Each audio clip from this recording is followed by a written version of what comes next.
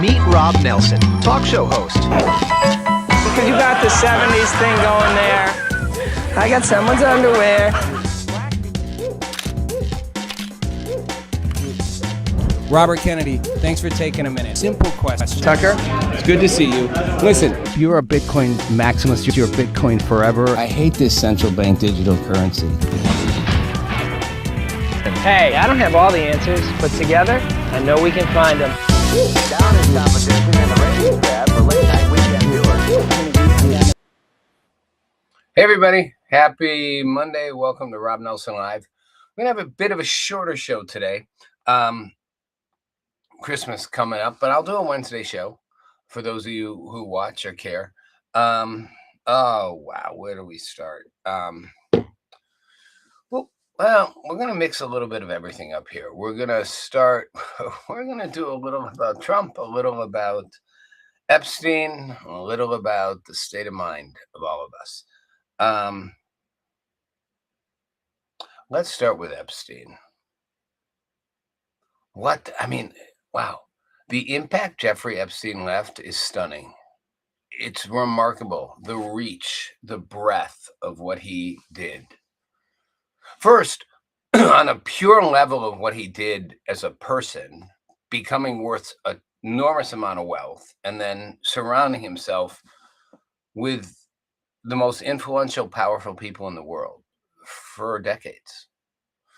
And I forget the partisanship. Yes, it was mostly Democrats, okay? Which, again, if you're old enough, like I am, to go back and realize Bill Clinton, the Democrats in the 90s, were Donald Trump and the Republicans in the 2020s. It's not that different.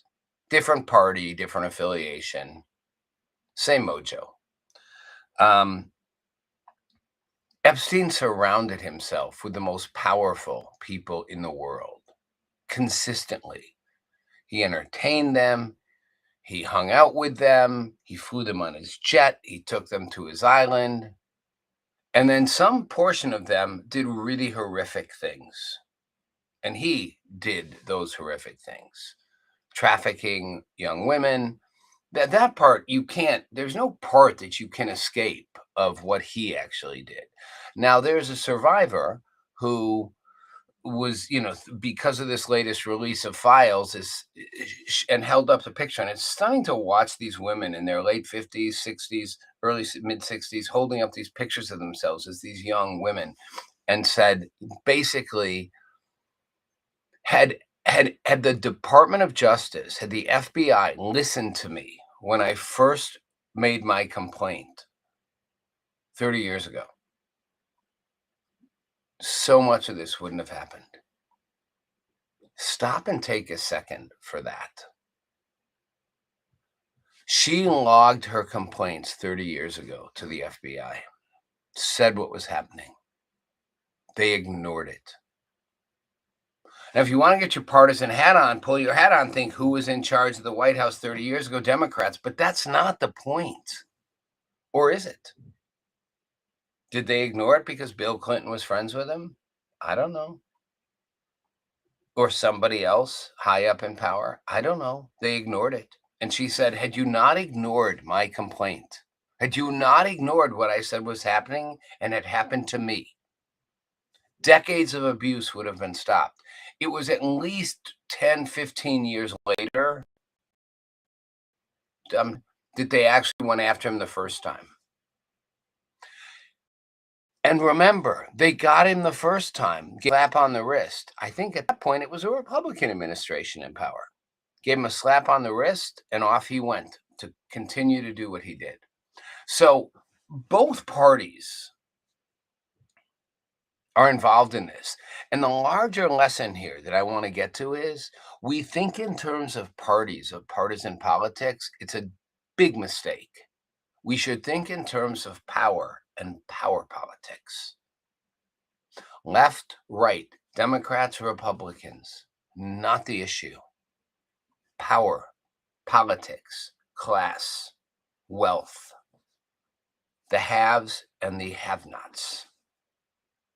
This is something that soon-to-be Mayor Mandami in New York City understands, and understands very well. And I will say right now, although I am not a fan of most of his proposed socialist policies, I am a fan of him. He represents a radical departure, not from the left or the right, not from the progressives and the moderates in the Democratic Party, or the ultra-right and the moderates in the Republican Party. He represents a break from the haves and the have-nots. And you can say, well, he's a have. Sure, it's irrelevant. You can be a have and represent the have-nots if you do it right. Donald Trump is a version of the have who represents the have-nots. I don't think he's doing the best job representing the have-nots right now, but overall, I've said, he appeals to the working class because it doesn't matter that he's a billionaire. He understands what they need and want and can relate to that and help them get it. Mandami may have come from privilege. Doesn't mean he can't help those without privilege. He does not fit the mold, which is why he could stand next to Donald Trump and the two of them could connect. They're very different, coming from very opposite places. I mean, they both came from positions of affluence of different degrees. But their politics couldn't be more different. Their connection on not even so much on making a difference for those who don't have, as much as on breaking the system of the haves and the have-nots. That's the distinction we miss. It's not just about I'm here to help the have-nots. That's every Democrat's line. It's so tired and old. Gavin Newsom's here to help the have-nots. No, he's not. He's a have who's helping the haves and a little crumbs for the have-nots. It's not about even just a commitment to help the have-nots. It's a commitment to take down the system that says the haves and the have-nots. This goes back to the core of America's democracy, the core of what the Patriots did in 1770s. They were tearing down a system, inadvertently, as I've said. Initially, they just wanted Britain to stop treating them like second-class citizens. But once that line was too far crossed, they're like, fuck it. Forget about being second-class citizens. We're done with you. We're going to create our own kind of citizens. And, you know, democracy, again, democracy wasn't something they set out to do. What they set out to do was take the foot off their neck that Britain was putting on them. And they were like, we are British citizens. We are subject to the British Empire. Why are you doing this to us? It's not okay. Stop. When Britain didn't stop, they pushed harder. When Britain continued not to stop, they're like, that's it. F you. We are going for our own independence. Democracy emerged from that. It wasn't the plan. The plan was to give wealthy men with land power that they felt they had earned and were entitled to.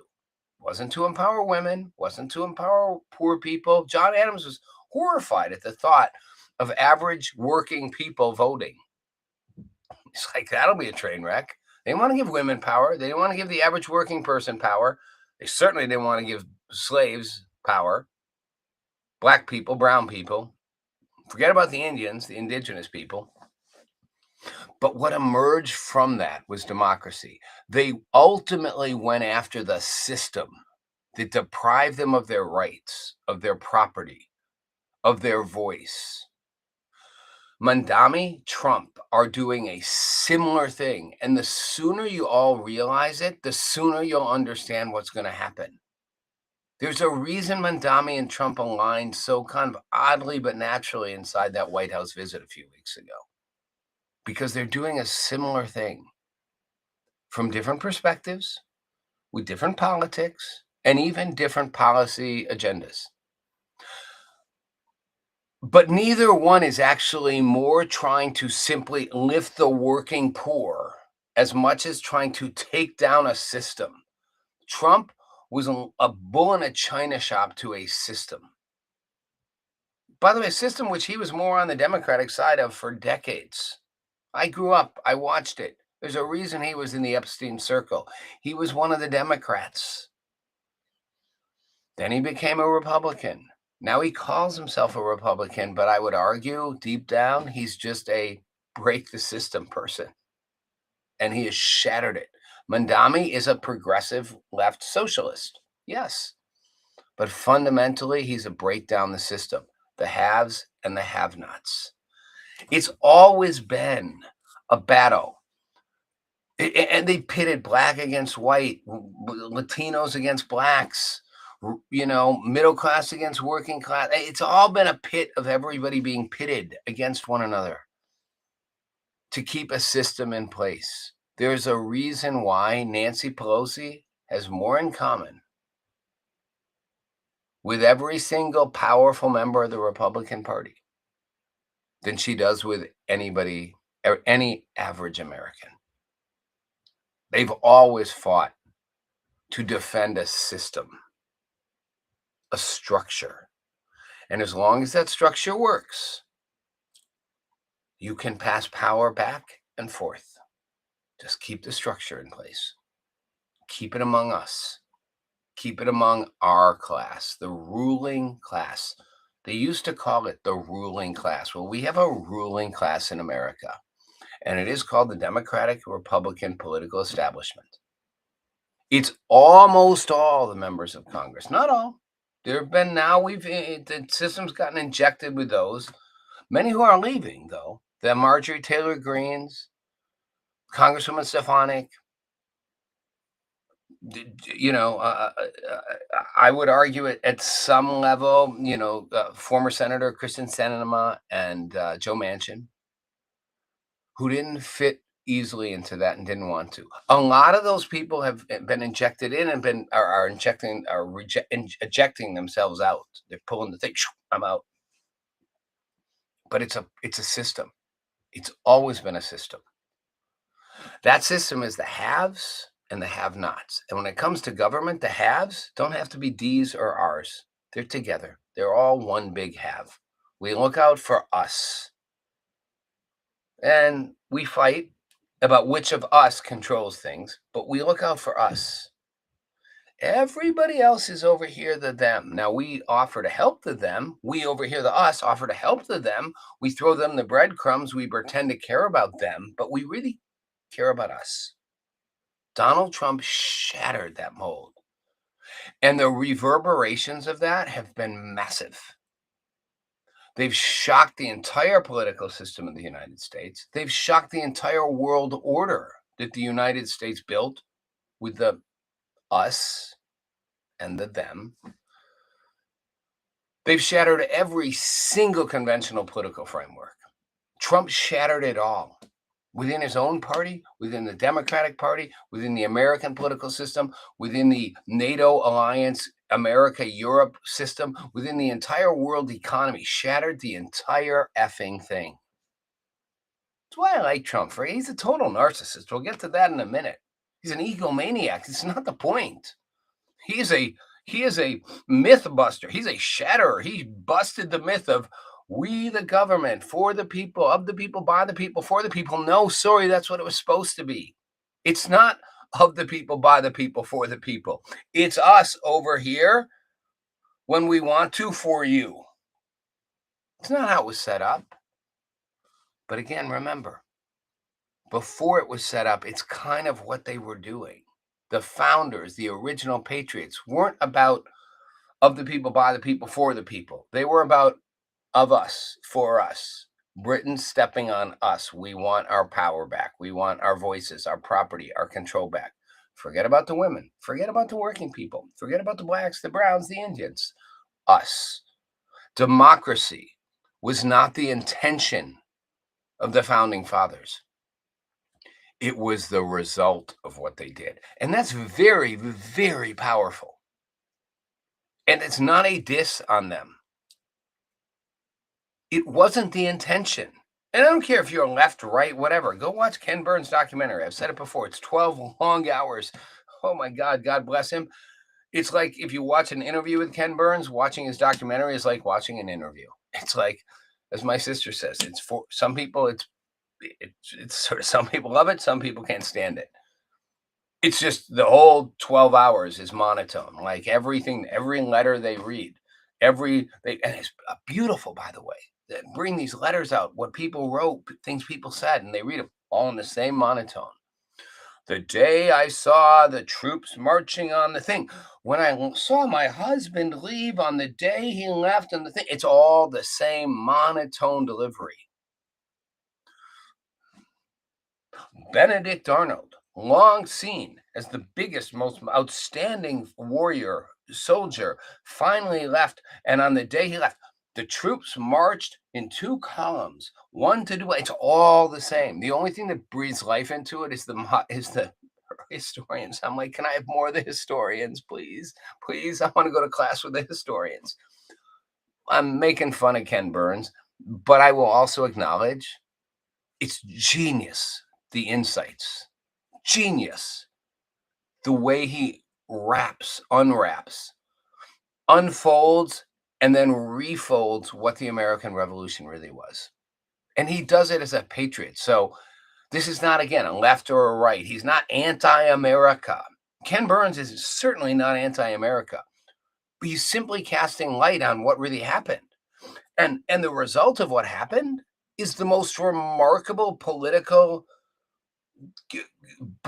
creation in world history. The first true version of a democracy in the Greeks had a democracy, but a democracy that opened the pathway to actually evolve into a people's government. Sure, we're technically a republic, a democratic republic, if you will. But as I said, when I say the founding fathers didn't intend to create a democracy, I'm not taking away from the fact that as it evolved, they knew what they were creating. They saw what they were creating as it happened. I just said they didn't set out to do that. They didn't set out to build that. They set out to get Britain's foot off their neck. We are subjects of the empire. You are treating us otherwise. We won't stand for it anymore. And one thing after another led to it. Culminated in the famous Tea Party thing, but it started before that. It started before that with Britain's various acts to control. And Britain putting a standing army in the Americas, like they were British subjects. You put an army in here with us? You wait. We're subjects of the empire. Why do we have a standing army here? To what? To stomp on us if we get out of line? Wait, we're subjects of the empire. Why do you have a standing army here? It's a subtle point, and people often miss it. Britain put a standing army in America.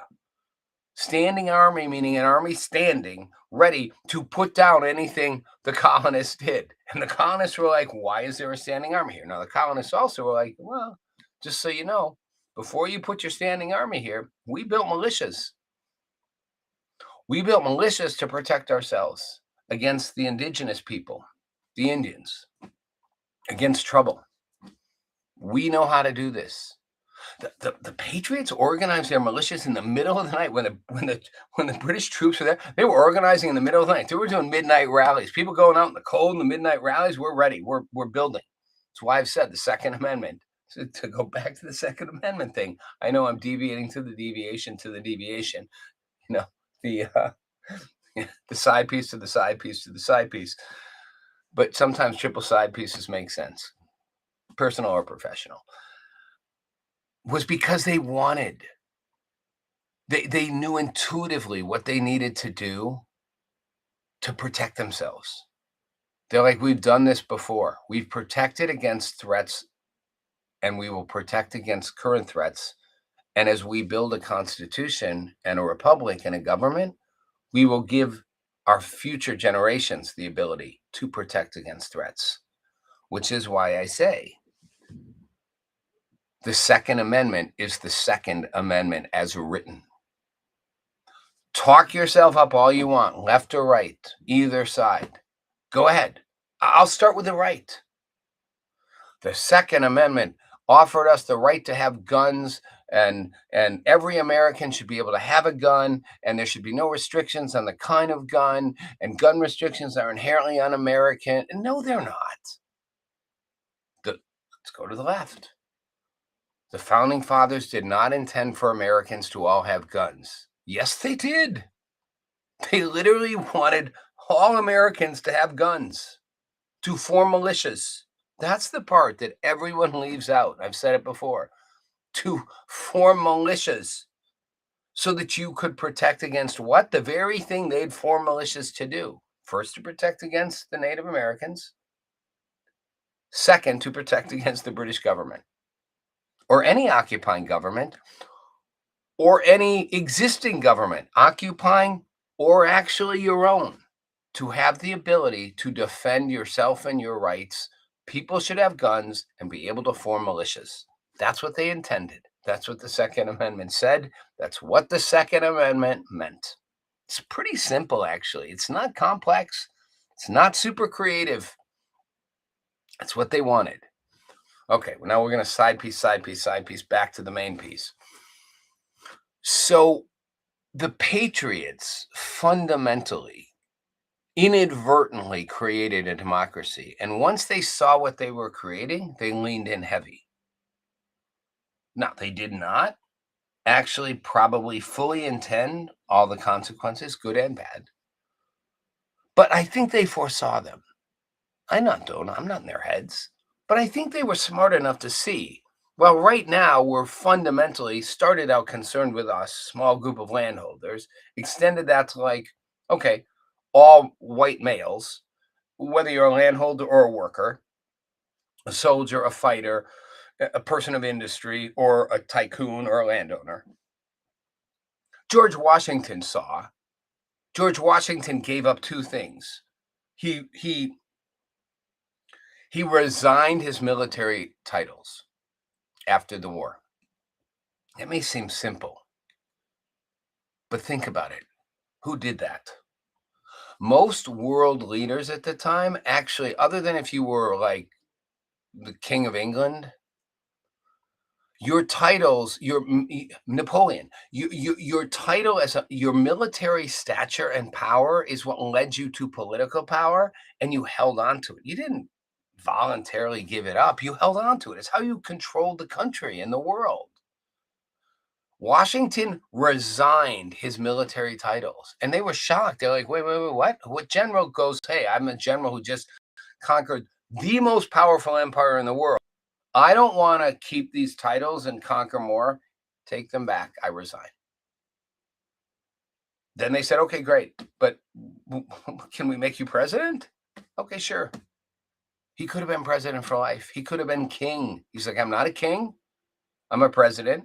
And he then, after 2 terms, resigned that too and said, here, I don't keep this. No one should keep this. That's genius. Did he know what that meant? Well, he wasn't stupid. He had to have a sense of understanding what that means is I'm setting a precedent. I'm resigning military power and political power because no one person should inherently hold it from offering it forward to a system that will let the military stand alongside a civilian leadership. And I'm surrendering that civilian leadership so that future generations can have their own civilian leaderships. I'm not holding it and passing it on. That was huge. Right there. In Washington alone, we see that. Adams, Jefferson, Madison, all of them, even Benjamin Franklin, John Jay, they all saw it. They all saw what they were creating. When I say they didn't mean to create a democracy, they absolutely understood at some point that is what they were creating. And once they saw that, they leaned in heavy. As I said, they leaned in hard to lay the frameworks, the groundworks for that democracy, which would then lead to the potential for other generations to build on that and expand that democracy and make it more inclusive, to involve more, to empower, ultimately to empower working men to actually have the same power as landed men, to then empower women. You know, it's a great photo of the women outside the White House in like 1920, the suffrage movement. Like, when do you actually acknowledge us? And ironies in that side piece story that Abigail Adams was John Adams co-president, and she saw all of this and wrote about all this, and he saw it too, but yet he still was like, don't let the average person or the women vote. It's kind of ironic, given that he was like, yeah, except my wife Abigail, she can do everything, she's in charge, she's the Susie Wiles of the John Adams administration. But they had to know that they were pushing that in place and allowing for it, and future generations built on it. Working men, then women, then blacks, other minorities. It expanded. It's kept expanding. They laid a foundation, a framework that could be infinitely expanded. Thomas Jefferson said every generation should revisit the Constitution, because every generation will have new ideas. Now, we've never done that. We've had amendments here, there, some pretty radical ones, the 14th Amendment perhaps being the biggest, overturning the Dred Scott decision. We don't have time to go into that, but most of it's what, essentially gave black people a voice and votes against a horrible Dred Scott decision. But that still took time for that segregation to end. There have been some major post-10 Amendment amendments, but we've never really gone back and revisited the Constitution, which Jefferson said every generation should do. And I've said, I think we should have, not that I'm comparing myself to him, but piggybacking on that, that every generation should actually have a constitutional convention. Then we could settle the Second Amendment debate and go, do we want what they actually said? Which, again, that is what they said. So stop pretending maybe they said this, maybe they said that. They said exactly what I said they said, and they meant exactly what they said. You want that or not anymore? If not, let's change the Second Amendment. So stop pretending to try to interpret it as A, B, C, D, or E. It's A. It's what they said. It's pretty straightforward. This is the First Amendment and the Third Amendment, as are most of the amendments. There's room for some interpretation, but even get down to the Fourth Amendment, like, God, the things we've done to interpret the Fourth Amendment, to add in and define and redefine, from creating the Miranda rights to creating what are the limits of search and seizure, all this stuff. Like, they were pretty fucking clear about what they wanted. It's our job not just to interpret it with judges, Supreme Court justices, but to actually change the Constitution to conform to our lives. I swear to God, if Thomas Jefferson was alive today, he'd be like, how have you guys not actually had a constitutional convention to bring it up to date? You've done all this gerrymandering and jerry-rigging with your justices, and that's not what we meant. We gave you a great foundation. It's super strong, but we encourage you to build on top of it and change the structure as needed. We haven't done it. Trump broke through in a certain radical, empowering way, which Mandami is doing the same thing. These are two streams in the same river. Do I like that Trump is calling the Kennedy Center the Donald J. Trump, John F. Kennedy Center? No. He's an egomaniac. He's an absolute egomaniac. As Susie Wiles said, he has an alcoholic personality. And as he said, like her dad, Pat Summerall, he thinks he can do anything. And he said, well, yeah, I don't drink, but yes, I have that personality. I don't like that he's done that. I don't like that he's got the Trump class. He puts his name on everything. It's so cheesy. It's like annoying. But that said, don't let that shiny object take you away from the real force of what he did, which is blast into a tired system of, this is my side, my right side for the haves, the have-nots, the power class and the non-power class. It's not about Republicans, Democrats, left, right. Trump blasted into that like a nuclear missile, a ship busting the ice to shreds. I don't know, a rocket, whatever you want, whatever analogy makes sense. He blasted it apart. Mandami in New York is doing something similar. Younger, a little quieter right now. You will see Mandami run for president, but first you will see him become the most interesting mayor New York City's ever seen. He is not the haves and the have-nots. He is busting down the system. Takes, I reframe that. He is not just trying to give to the have-nots. He is busting a system of those in power, the haves and the have-nots. He is on a similar mold as Donald Trump, and he will have impact. It's not about him being a socialist or Trump being a right-wing nationalist. That's not the point. And if that's what you think the point is, you miss the bigger point, which is what this all was built on and why we have a chance as we move forward with all this disruption to actually re-envision and create the America we want right now, built on the beautiful foundations of a constitution that our founding fathers intended us to build on and modify and grow. I would say Merry Christmas, but I'm going to see you guys again on Christmas Eve. So Merry pre-Christmas Eve. Thanks for watching. It's Rob Nelson Live.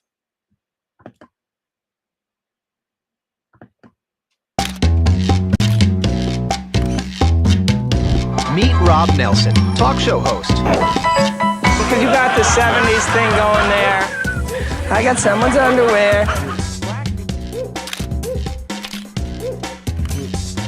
Robert Kennedy, thanks for taking a minute. Simple question. Tucker, it's good to see you. Listen, If you're a Bitcoin maximalist, you're Bitcoin forever. I hate this central bank digital currency.